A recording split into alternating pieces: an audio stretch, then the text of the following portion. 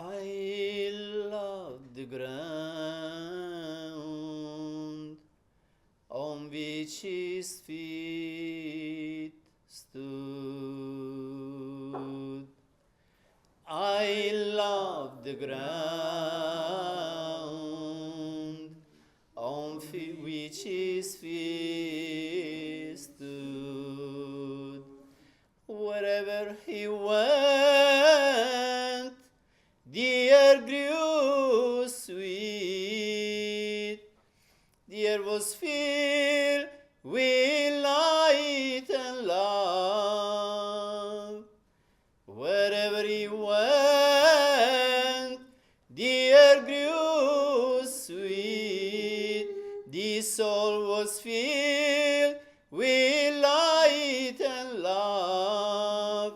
With beatitude, he filled every heart.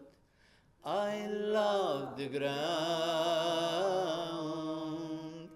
on which his feet stood. He's plain to us the path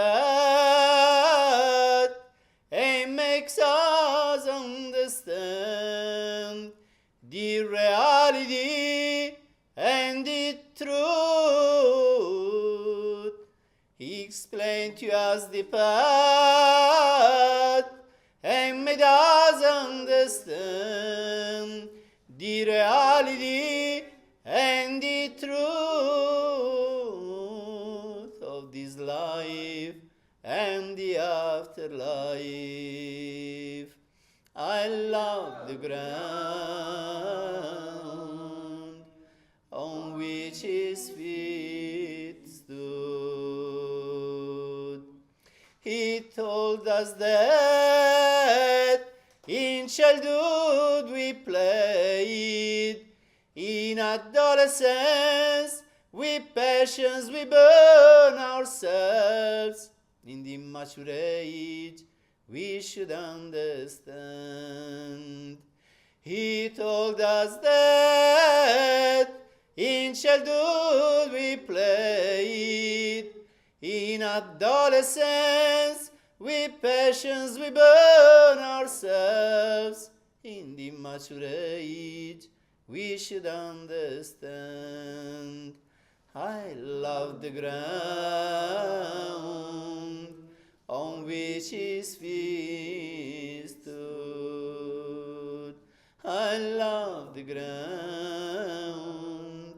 on which his feet stood. The bonds of affection unstable they are, those of family intrigued and painful revealed to be. The bonds of affection unstable they are, those of family intrigued and painful revealed to be. Friendships at the appropriate moment evaporate into nothing. I love the ground on which his feet stood. The frenzy accumulation of richness and treasures, name and fame and power in this world. The frenzy accumulation of richness and treasures, name and fame and power in this world. Their illusions that like donkeys make us turn around. I love the ground on which his feet stood. Satguru has made us understand that this life is a mirage, that divine light is the only reality. Satguru has made us understand that this life is a mirage, that divine light is the only reality that projects on the screen passing by images. I love the ground on which his feet stood. Meditation on the light and sound makes us aware that the real world. Meditation on the light and sound makes us aware that the real world, it is freedom from any dependence. I love the ground on which his feet stood. I love the ground on which his feet stood. The only bond that breaks every chain, it is devotion to the one, to the eternal. The only bond that breaks every chain, it is devotion to the one, to the eternal, that takes us beyond any burden. I love the ground on which his feet stood. I love the ground on which his feet stood.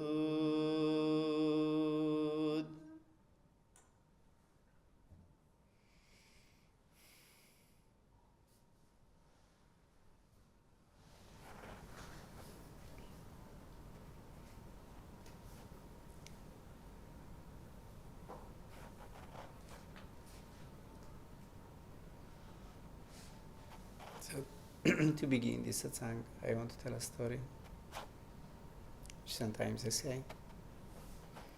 So, there was a king who wanted to know what is the most precious thing in life, who are the best people, the most appropriate people to cooperate with in order to actualize this something, and which is the best time to do it. So he gathered all the wise people at his court, scientists, artists, physicians, whoever, philosophers. And he asked all these people, so my question now is, I want to know this topic and see what you have to say about. I would like to know which is the most precious thing in life, which is the best time to actualize it, and who are the best people to cooperate with in order to make it possible. So everyone said his own thing. Some said that philosophy was the philosophers, they said philosophy was the highest thing. The physicians said that medicine was the highest thing, and of course the physicians were the best people to cooperate with, and the best time would be some time to a point to talk about. Artists said that music is the most important thing of life, and that of course musicians are the best people for that, and maybe a concert is the best time. And so on and so forth. So the king understood that everybody was praising their own thing. So it couldn't be the best thing of life because it was just their topic. It was their personal conviction. So he said, people, you do not satisfy my interest, what I want to know. I don't think what you say is the appropriate thing. It must be something better. So some people told him, look, there is a sage living somewhere. Go see him and ask him what he thinks about this. So he was explained where to go. And this sage used to live on top of a hill. He had his own place. So the king went with some part of his army to this place. Security people, because kings always move with security around themselves. And when they reached the bottom of the hill, he said, you wait for me here, I go alone. So he changed his clothes from the king into normal clothes, and he went up the hill. So he went inside the house, knocked the house, nobody answered. He opened the door, nobody was inside. So I went around, and he saw that there was an old man working in the garden, digging the ground. And he went to him, and he said, sir, I've been told that you are a very wise person. So I have some questions to ask to you. Please, can you listen to me? And the man just went on digging. He didn't listen to him, didn't pay attention to him. He went on digging and digging. And the king felt uncomfortable. So what to do with this man? So he waited and waited, and he kept digging. And at some point he said, sir, I've come from far to ask you these questions. And he went on digging. He didn't answer. So at some point they saw a man wounded coming towards them, running and shedding blood from his belly. So the old man suddenly stopped digging, and the king also helped him, and they went to this man, tried to help him, stop his wound. The king tear off his shirt, made a bandage to stop the bleeding. They took him into the hut of the person, of this wise man. They laid him on the bed. The king was very tired at the point, so he lay down beside him and fell asleep. So he slept the whole night. The next day, he woke up and he began looking for this old man. He was not in the house. The one beside him, the wounded person, now he felt much better. And so he thanked him for helping. So the king stood up and went to look again for this sage, for this old man. And when he saw him again digging in the garden, he went to him and asked, look, may I ask you these questions for which I came to you? I said, okay, you ask. He said, so, which is the most important thing in life? Who are the best people to cooperate with in order to actualize it? And which is the best time for doing it?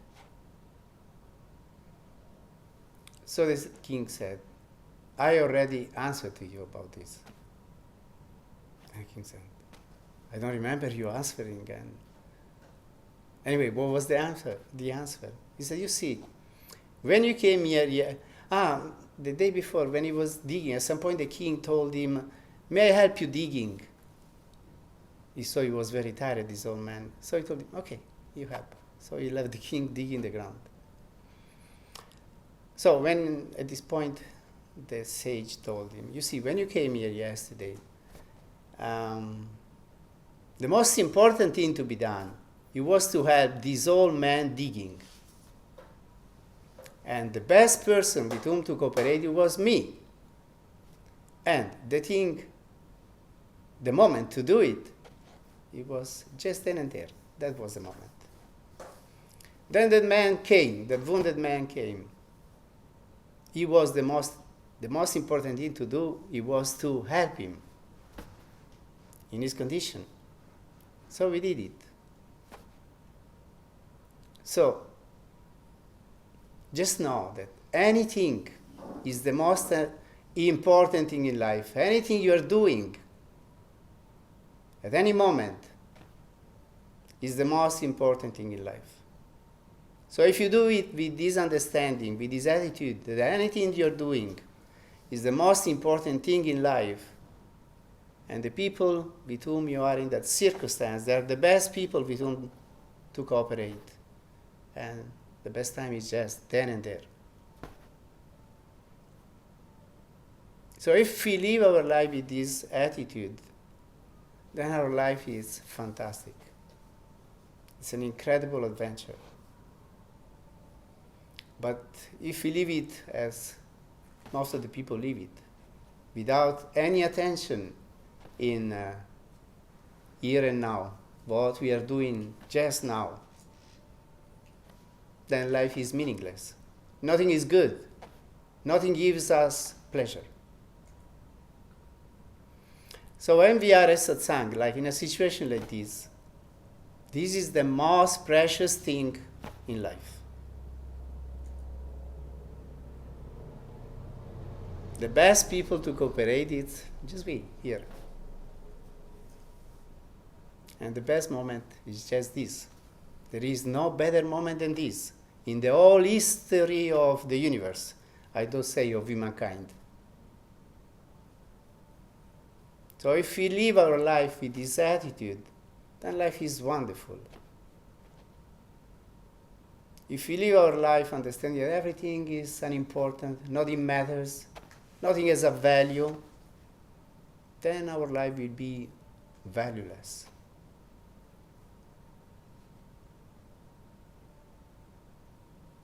So it's for us to make our life precious. A great event. By living it any moment, in every moment, with full attention, with full pleasure of doing anything we are doing.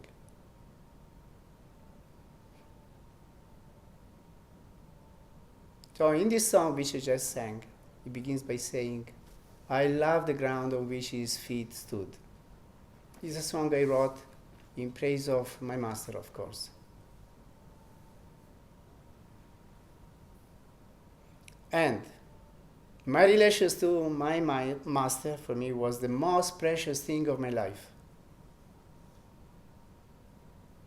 And once I accepted him as my master, and I accepted to live this adventure with him, to cooperate in his work, and to take part in what he was doing, then I understood that that was the most important thing of my life. And my relation with him was the most important relations of all.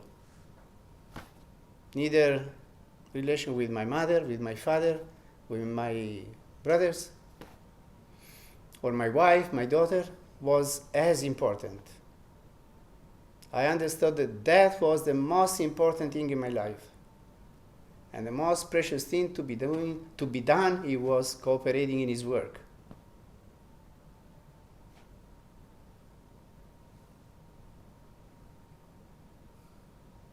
So I really gave all my energies to this. I organized a number of his programs by working day and night, because he used to organize things in ashram is not like organizing things in a town like this. This is so much easier. There you have to really do lots of work. And I always understood that wherever he put his feet, means whenever he came to my place and held these programs, that place became holy. And I still understand that ashram, where I live, to be very holy, just because my master has been there. Because his feet were put on that ground. This is love. And if we love what we are doing, if we do it with love, dedication, then it becomes a wonderful adventure. And life responds to us in the same way. And the Master responds to us in the same way. If you love the Master and dedicate your life to him, he will dedicate his life to you. If you give importance to him, he will give importance to you.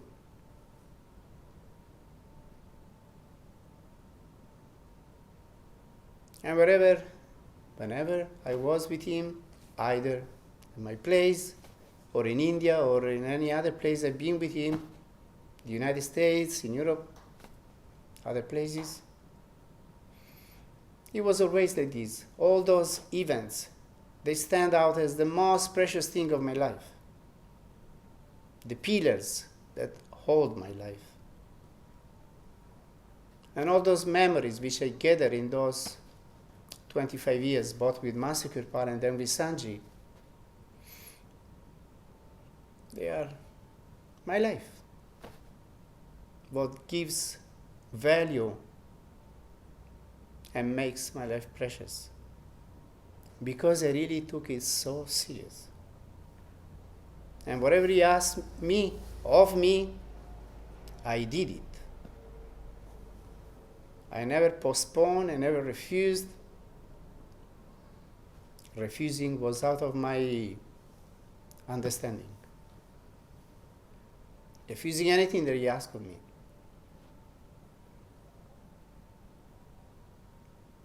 And his teachings, so wherever he went, the air grew sweet,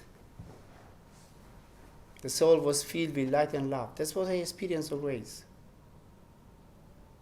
Wherever I went to attend one of his programs, it was like this. Everybody was filled with light and love. Everybody felt wonderful. And their life acquired meaning, preciousness, deepness.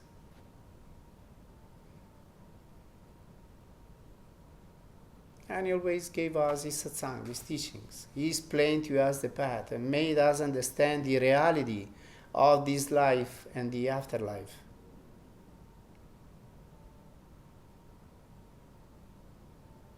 So listening to the teachings of the Master is always life directing. It's always renewing our understanding about life. What has value, what's valuable and what's valueless. Because that's our tendency. We keep, or we, again and again, give value to what has no value and no value to what has value. Because it's very easy to be attracted by these stupidities of this world and this society. Wanting this, wanting that. Cravings and desires of all kinds.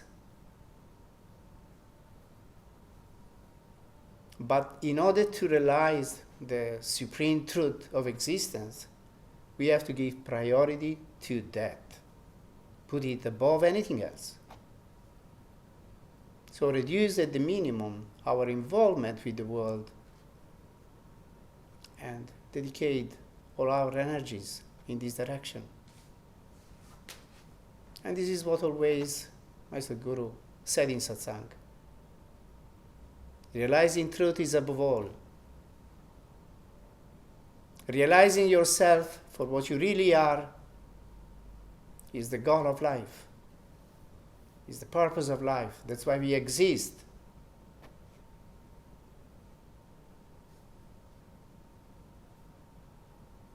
And I made it always clear. Bonds of affection unstable they are.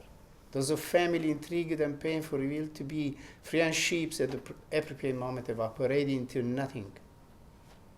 And this is what I have seen again and again in life. That doesn't mean that these relations have no importance. We have to leave them at our best, with our best intentions and dedication. But the relation, at least in my case, the relation I had with my Master was above all. No other relation with my family, friends or anything was as important. So priority always to that. So every year I went to India to attend his programs, his retreats, because for me it was gold. It was so precious. Without that, I couldn't live. I mean, life had no meaning.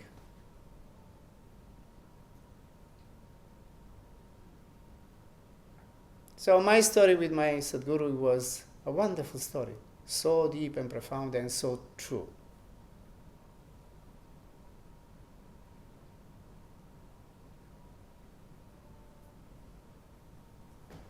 The frenzy accumulation of richness and wealth, name and fame and power in this world, these are the things for which everybody craves.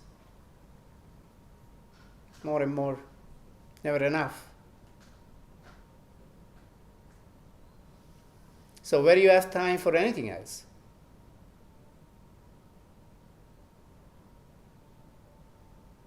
The thing is, if you give your life for this quest,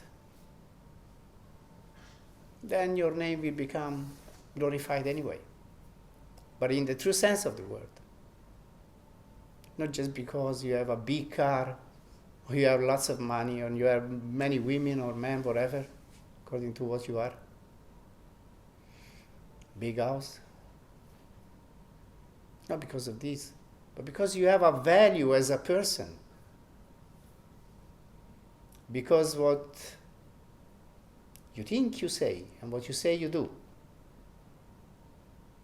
But we think something, we say something else, and we do again something else. The real man is that thinks something and says it. Says it and does it.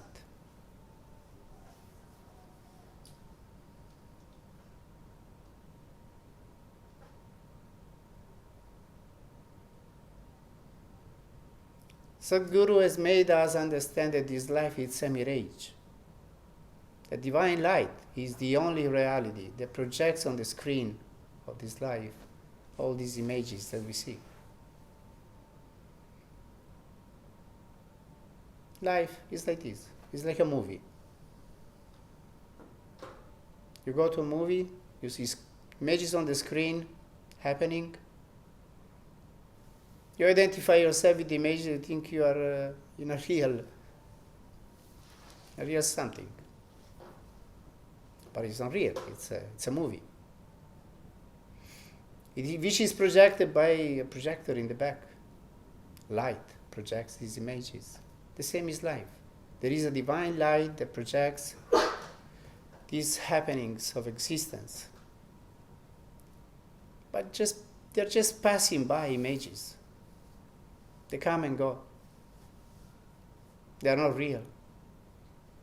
They seem to be real, but they're not.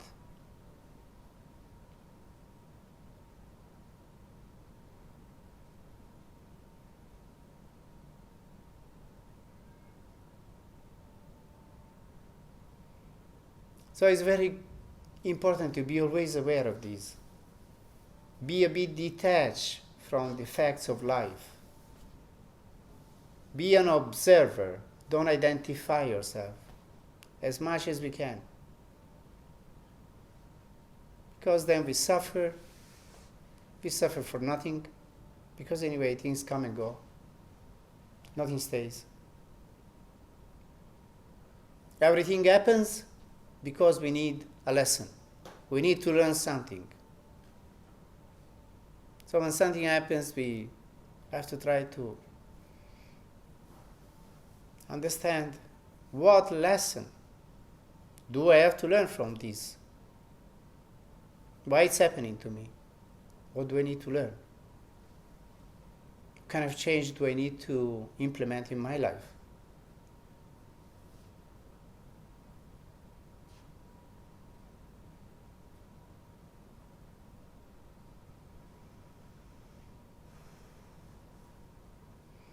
So in life we have many bonds, but the supreme bond should be with the One, with the Eternal. What is beyond this manifestation? What is beyond time and space? Which is our real origin, from where we come and where we have to go.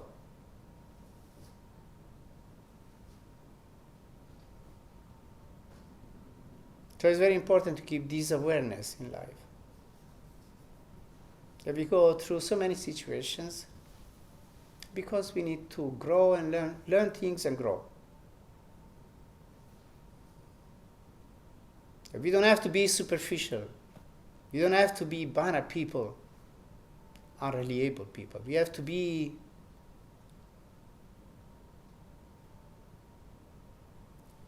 real people. A person that doesn't live just for himself or herself, but lives for others.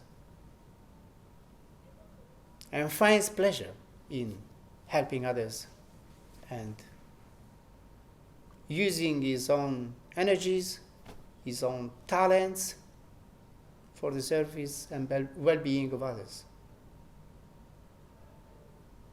This means expansion.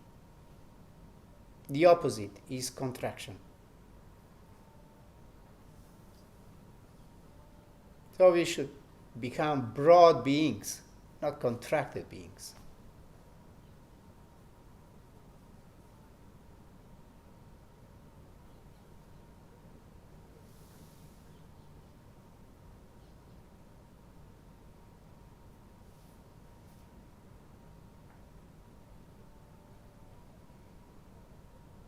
So the teaching here is, let's do everything we do with all of our best intentions, with all of our love and devotion. Everything is sacred. Everything has a lot of meaning. So let's relate to life in this way. And life will relate to us in the same way.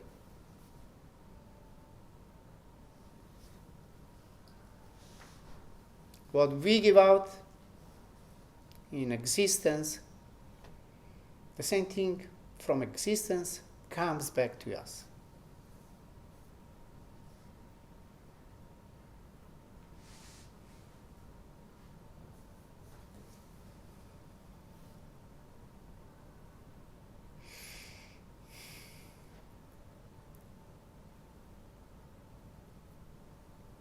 So I hope the satsang was interesting,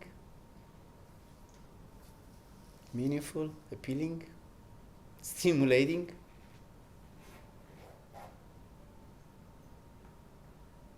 And encouraging us to move in this direction, to be such human beings.